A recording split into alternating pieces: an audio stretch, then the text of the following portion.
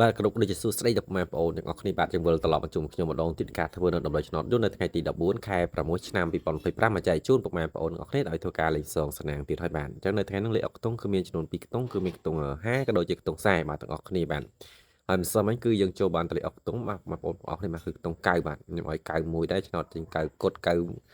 92ទាំងអស់គ្នាបាទយើងឲ្យ91បាទស៊ីមួយលេខបងប្អូនទាំងអស់គ្នាទៅពោះតម្លៃម្សិលមិញបាទគឺចូលបានតលេខអុកតុងទេបាទអញ្ចឹងនៅថ្ងៃនេះលេខអុកតុងគឺមាន2ខ្ទង់50និងខ្ទង់40ខ្ទង់50គឺមាន2ក្រោះមានលេខ53 57លេខឯខ្ទង់40គឺមាន44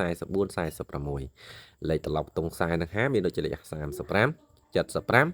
64ណាបងប្អូនទាំងអស់គ្នាចំពោះលេខតូច12លេខបាទអញ្ចឹងគឺលេខចាក់ត្រង់នឹងត្រឡប់ឲ្យបងប្អូនទាំងអស់គ្នាបាទចំពោះលេខខ្ញុំបាទទាំងអស់គ្នារីឯលេខធំមានចំនួន3គ្រាប់បាទលេខធំទី1គឺ367បាទគឺយើងលេខចាក់គុណនិងលេខធំទី2គឺ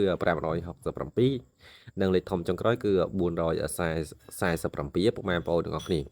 ហើយចំពោះលេខធំ12លេខបាទគឺលេខធំ367 567ហ្នឹងគឺល្អនៅក្នុងម៉ោង4:30នាទីរីឯខ្ទង់50គឺល្អក្នុងម៉ោង4រីឯខ្ទង់40គឺល្អក្នុងពេលយប់ទាំងអស់គ្នារីឯ347គឺល្អពេលយប់អញ្ចឹងមានតែប៉ុណ្្នឹងមកចែកជូនដល់ពុកម៉ែបងប្អូនទាំងអស់គ្នាដើម្បីធ្វើការលេខសល់ណាបាទជូនប៉ោះហើយបាទអញ្ចឹងកុំភ្លេច